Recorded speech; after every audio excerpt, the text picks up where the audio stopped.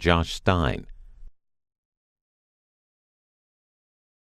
Washington Journal continues.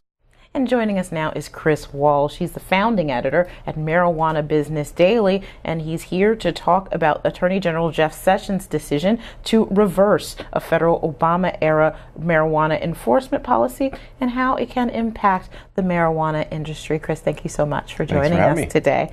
So talk a little bit about the recreational marijuana industry now that we've had some states legalizing it. How big is it? This is a multi-billion-dollar industry. Several billion dollars a year are in retail sales for the recreational side.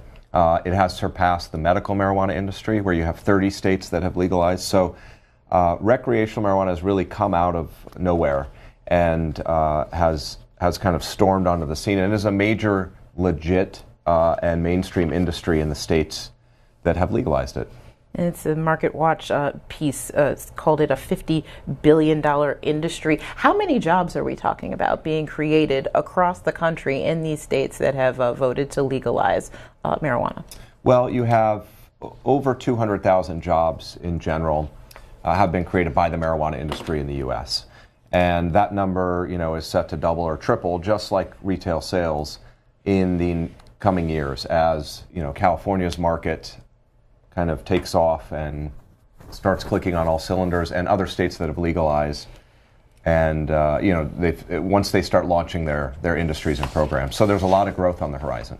So back to that Market Watch piece, talking about the $50 billion industry, it says about 21% now of the U.S. population lives in a state where smoking marijuana is legal. And polls say that roughly 60% of Americans support marijuana legalization. Canada has gone a step further, introducing legislation that will federally legalize marijuana. It says in Colorado alone, marijuana sales rose 30% in 2016, and the one of the industry's earliest test market, and generated $200 million of tax revenue from marijuana sales last year. Talk a little bit about the impact of tax revenue from this. I mean, it's pretty massive. You had about $1.5 billion in overall marijuana sales in Colorado alone last year, medical and recreational. So that $200 million in tax revenue is being kind of filtered throughout communities and throughout the state. There was just a story, I think it was yesterday, about how police are using some of that money to try new innovative methods to offer treatment to people on the street or people addicted to drugs. So, some of this money is going to schools, and then some of it is going to enforcement. You have to, for this industry to work, you have to have strong regulations, and you have to have strong enforcement of those regulations and oversight of the industry. But the impact overall is fairly significant in jobs. There are thousands of companies that have started in a state like Colorado because of this industry. And, if you look at the most popular cities and states to move to, it's these areas that have legalized recreational marijuana: Colorado, Washington State, Oregon, because of the job growth that it helps bring. And at the very least, it doesn't hurt communities like people thought. You wouldn't see educated people flocking to these states and cities if it had, ruined the communities. All right, we are joined by Chris Walsh, founding editor at Marijuana Business Daily, and we're talking about the impact on the marijuana industry from the Justice Department decision to reverse an Obama-era order that left marijuana prosecutions to the states where they were legal. If you support the marijuana legalization, you can call 202-748-8000, and if you oppose it, you can call 202-748-8001. Now talk about this reversal in guidance from Attorney General Jeff Sessions. How did that news, how was that news received by the marijuana business industry? It was a mixed bag. I think there was an initial kind of panic in the morning when that report came out that Sessions was going to make this announcement. But as it set in, I think a lot of people expected something like this. Sessions has been pretty vocal about his views on marijuana. I don't think he's changed them in decades. And he sees it kind of as a demon drug, and thinks only hippies and stoners would even associate themselves with it. So, I think it wasn't a surprise that something would happen to a lot of people, but, it's that uncertainty that this created that I think left a lot of people a little unnerved. We don't really know how it's going to play out. And so that's, this industry already struggles with uncertainty and has had millions of challenges in the last 6-7 years. This is another one of them. So no one's panicking now. I think it's kind of business as usual in most cases. Okay, a Washington Post piece from this week talked about the impact of that move by Attorney General Jeff Sessions. It says if you live in a place where recreational pot use is legal, you're probably wondering whether you need to start worrying about getting prosecuted for it. The answer is probably not, at least according to initial indications from the dozen or so U.S. attorneys who get to make that call. If you're panicking about Sessions' announcement, you might not understand exactly what he's doing. For one thing, the Drug Enforcement Administration doesn't have nearly enough resources for a serious crackdown on average marijuana users. Recreational use is legal in 6 states and the district, and sales could also begin in Massachusetts and Maine this year. 36 states permit medical use. So what do you think that the federal government and U.S. attorneys are going to be focused on, given this increased ability to look at marijuana prosecutions even in states where they're legal? I really don't think they're going to look at marijuana that much at all. I think Sessions is basically trying to pave the way to say if a U.S. attorney wants to prosecute or look into potential marijuana crimes, that it has more leeway, that person has more leeway to do so. I don't think there's much of a desire to do that. I mean, this is kind of like, Sessions pulling someone over going 2 miles an hour over the speed limit and lecturing them about that. And considering writing a ticket, and in the background you got a house on fire and armed robbery occurring. It's like a minor issue when you look at all the areas that law enforcement should be focused on from a federal level. I don't think most U.S. attorneys think this is a big deal. If they do, it would be the clearly illegal behavior, cartel type behavior, which they're already looking at anyway. And if it involves the states where it's legalized and the businesses in it, they'll probably go for the low-hanging fruit, maybe the businesses that aren't complying with the regulations, that are diverting marijuana, selling more than they should, pushing it out of state, which they should be cracking down on anyway. So hopefully that's the thinking behind this. So you never know. I think the fear is this the first step towards a bigger, picture crackdown on the industry, and we don't know that yet. This move in itself, I just think, is more symbolic. All right, Adam is calling from Water Valley, Mississippi, a supporter of legalized marijuana. Good morning, Adam. Hi, good morning. Thank you, C-SPAN, for your programming this morning. It's been awesome, and thank the gentleman for his information. I just wanted to comment that I think that Mississippi could benefit so much from marijuana legalization, just from the standpoint of how so many of our residents, and not speaking of race, but how many of our Mississippians are just being arrested and prosecuted for for the smallest amount of marijuana or smoking marijuana, and that's outside of the medicinal qualities, the medicinal benefits of marijuana. I've seen it firsthand in my family.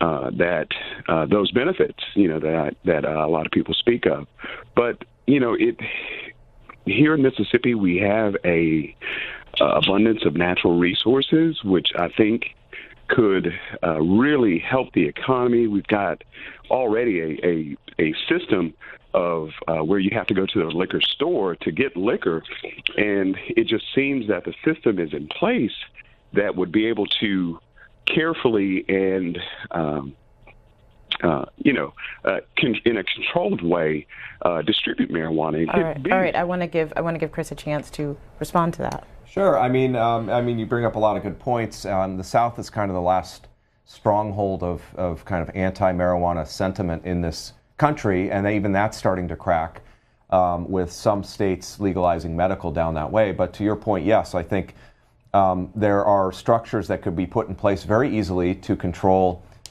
medical or recreational marijuana sales. You've seen it in other states. There's models for this out there, both in marijuana and in other industries, and it does provide an economic boost that we've seen over and over. And the one thing is that I think is very telling is once a state legalizes, especially medical, but now also recreational, is a few years into it, the regulators and the public are continuing to expand these programs. The regulators are allowing more businesses. They're allowing more licenses in many cases. They're putting more medical conditions that qualify for it onto the list. And so, again, I think as people warm up to the idea and they see it play out, if it's regulated and there are legitimate players involved, then this industry expands. And I think it will hit, your state down the road. It might be one of the last states to get there, but you've got support for medical marijuana legalization above 80% everywhere you look. And then recreational, as mentioned earlier, is, in the 50s and approaching 60s in some cases, support for legalization among the public. So, there's a lot of benefits from this and for any state, red or blue. Well, what about the issue that he brought up earlier about the criminal justice implications of prosecuting marijuana? Yeah, and this is goes back to my analogy about Sessions focusing on someone going 2 miles an hour over the speed limit. I mean, prosecuting people for having basically small amounts of marijuana is a waste of resources. I think the public has realized this isn't a big issue that we should be focused on. So, you would free up law enforcement to do a lot of other important work, and you would not be devoting as much money to that could then be freed up for other things as well. So again, great point on that end. You've seen that in other states like Colorado, where they're not really focused, again, on people walking around with some marijuana in their pocket, and that has had a big change in how law enforcement is able to do its job and focus on other more serious crimes. All right, another supporter, Chris, is calling from Waukegan, Illinois. Good morning. Good morning, and thank you again for C-SPAN. I'm a supporter of marijuana legalization.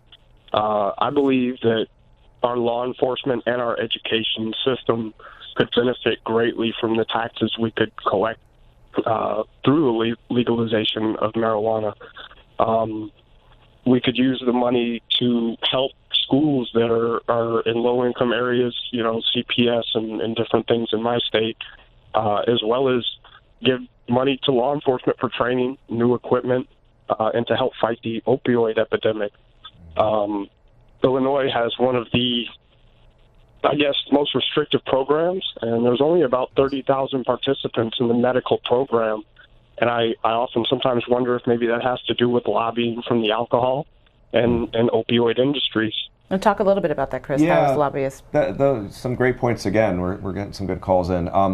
You bring up a lot of very interesting points. And going back to what I said earlier is, Illinois did start with a very, very, very restrictive program, and it was only a pilot program for medical marijuana.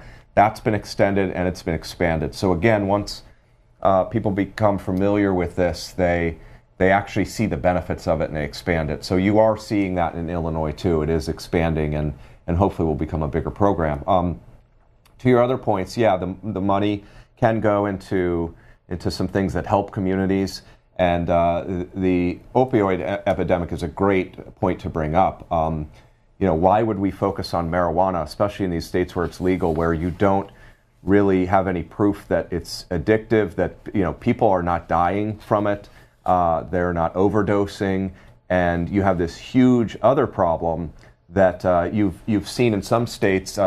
There's been some research. I don't know how credible it is, but there have been some early indications that legalized marijuana actually can help lower the use of or the abuse of opioids. So, some people are using marijuana instead and getting off that, or never even touching those drugs. So, it can help even with the drug epidemic of the harder drugs or the more serious or the more problematic across the country. So some officials in states are dealing with some problems as a result of this. On the front page of today's Oregonian, it's a reports on a sting operation that found 1 in 5 pot shops sold to underage people. It says nearly 20% of state licensed marijuana retailers sold marijuana to underage shoppers in a recent series of undercover visits by regulators.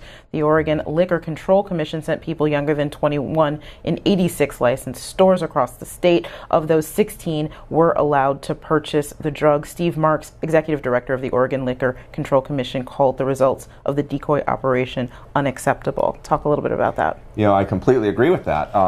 Like any industry, you're going to have people skirting around the edges of regulations. You're going to have people taking advantage of their situation, and so that type of action and behavior should not be tolerated. I completely agree with that comment. And one in five, or what was it? Was it 1 in 5 or 1 in 10? 1 in 5, 20%. That's completely unacceptable. And I agree. But what's great is that we are seeing a state enforce the laws, and that I think is the real takeaway. Is for marijuana to work, marijuana legalization to work, you have to have the states actively involved, the states and the cities. In Denver, they cracked down on a chain of recreational stores that was selling more than the allowed limits to an individual person each day. I think that's a healthy sign, and I'm not trying to put a positive spin on it, because this type of thing should not be happening and hurts the industry as a whole. But it does show that states are taking the industry seriously. There's oversight, and they're actually monitoring it. And I think the other thing is, let's put it in perspective too. I can't tell you how many times I've heard of bars or liquor stores getting busted for the same thing. So this isn't just relegated to this industry. It is absolutely a problem. But I'm encouraged that the states are looking into it, and they should crack down heavily. Okay. I really believe that. John opposes marijuana legalization, calling from Westchester, Pennsylvania. John, you're on. Good morning. Good morning. Yeah, I think it's stupid to legalize marijuana. We look at the millions of dollars we spend every year trying to get people to stop smoking. And marijuana is more addictive, as I understand, than tobacco. So we're going to increase the number of people that are addicted to marijuana and have the government spend $1 million trying to get them to stop using it. Also, they never seem to talk about the health effects and the cost of the health system. The tobacco industry, everybody knows, causes tremendous amounts of dollars spent on health care for those that were addicted to smoking and couldn't stop smoking. And now we're going to have the same thing by legalizing marijuana. All right, I want Chris to address that. I understand your perspective. I think there's some things that might be a little off that I might be able to shed light on. And basically, I don't think there's a lot of evidence at this point that marijuana is addictive. I don't think there's been a lot of research on it, because the federal government has blocked research on marijuana for decades. So, we don't really have any scientific research on that, but there's a lot of people who would argue the opposite, that it is not addictive. But to your point, even if it is, I think you'd be surprised at the forms of marijuana now. You're not just putting it in paper and lighting it with a lighter and inhaling, smoke. There are hundreds of forms now, and for people who are sick or older who want it for pain relief, there are creams and lotions, and there are ingestibles. You can get it in a drink or a gummy bear type product, a pill. There are many forms of it now. So to compare it to tobacco, I think is not fair. Tobacco, there's really only, 2 ways to get it, whether you're smoking it or using chewing tobacco. That's how most people do it. But there's also the vaporizers are big, kind of the e-cigarette versions for marijuana, where you're not, again, inhaling the smoke from the plant. So, the health issues with marijuana are hopefully going to be studied going forward. And I can't sit here definitively and say there's not going to be negative impacts of this. There probably are, like almost anything else. But I can say that it's not equivalent to smoking and tobacco at all. A lot of people actually use this for pain relief. I don't know anyone who uses tobacco for pain relief. That's why you have 30 states who have legalized medical marijuana. And on the recreational side, honestly, I like like beer. That's my thing. But this marijuana is much less harmful. I have learned over the last 7 years of talking to people and seeing this industry develop, it's much less harmful than alcohol. So, if we're going to worry about anything, I would worry about the health effects and of alcohol and how we're encouraging people to basically become reliant and dependent on that versus marijuana. I want to talk a little bit. I want to ask you if Attorney General Sessions might be out of step with the president and his supporters. This Associated Press piece on the front page of today's Reading Record Searchlight says, it's from Portland, Maine. It says the Trump administration's anti-marijuana move has some members of the president's voting base fuming. Fans of President Donald Trump who use marijuana say Attorney General Jeff Sessions' move to tighten federal oversight of the drug is the first time they felt let down by the man they helped elect. The move feels especially punitive to Trump voters who work in the growing industry around legalized marijuana that has taken root in states of all political stripes. What do you think about that charge that perhaps this isn't favorable among Trump voters? Well, I think what that shows is that marijuana isn't divided by party lines anymore. And it might have been as recently as 5 years ago. It's not anymore. And that's what I was alluding to before, in poll after poll, whether it's, Fox News doing it or a pro-marijuana group, support for medical is over 80%, often at 90% across the country in red and blue states. And recreational support for that has been growing as well along the same lines. And you have now more Republicans supporting it. So this is kind of, bringing that trend down to the average person. There are people in the heartland of America who supported Trump who either use marijuana themselves medically or recreationally, or know people that do, or just aren't concerned with it given all the issues. And so it's not surprising. And it's not a political football anymore, and it should really be looked at, as not in terms of red and blue. Okay, I want to try to run through a few more calls in the couple minutes we have left, if we can. Herbert is calling from Berkeley, California.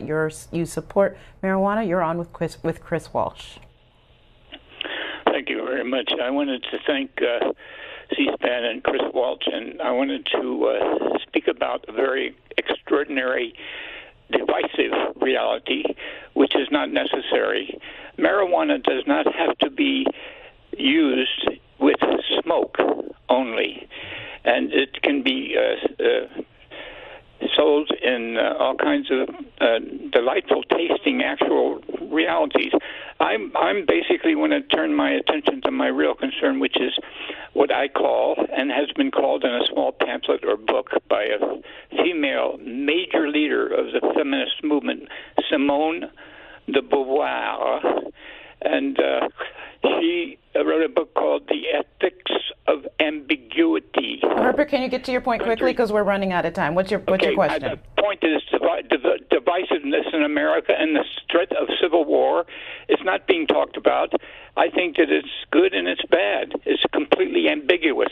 All right, I'm going to move on to Ian, just because we can get a little bit more questions on marijuana specifically. You're a supporter from Oceanside, New York. Go ahead, Ian. Absolutely. In the military, in a branch, I'm a conservative, and there's no reason for a sick child and their family to move to Colorado or Denver. All 50 states should be legal, because part of healing when you're sick and having seizures is being around all your loved ones, family and friends in school. And for recreational, we lost the battle. And to win the battle, you legalize it, because then when these stores sell it to some kids, they'll lose their license. Just like tobacco and alcohol, it's harder for kids to get, because we lost the battle. Kids are doing heroin in grade school. So you use the taxes to stop heroin, to stop cocaine, to stop opioids, to stop everything else. So you got to legalize it. We can't keep spending money putting choppers up for job security for cops to go chop plants down every year, when the guys are telling you years ago on MSNBC that it's a losing battle. We lost. It's worse than ever. So let's. I want to let Chris Walsh respond. Yeah, great points. And again, that shows it doesn't matter which side of the aisle you're on. We lost that war, and I think when you look at, marijuana is listed as a Schedule I drug right now by the federal government, up there with heroin, as one of the most dangerous drugs in the world.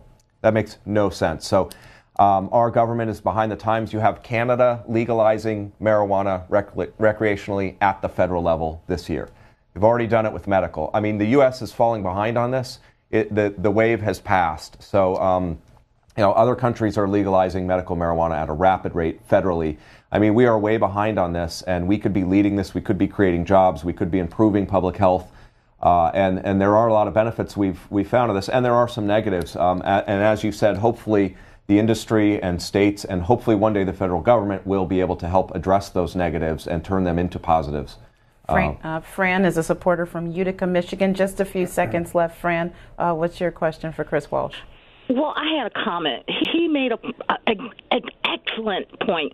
I have been taking medications from hydrocodone to like 14, 15 pills a day. I started smoking pot, indigo sativa, using it as a vapor. I have cut down to like 4 pills for high blood pressure. Feeling great, nothing tearing up my stomach.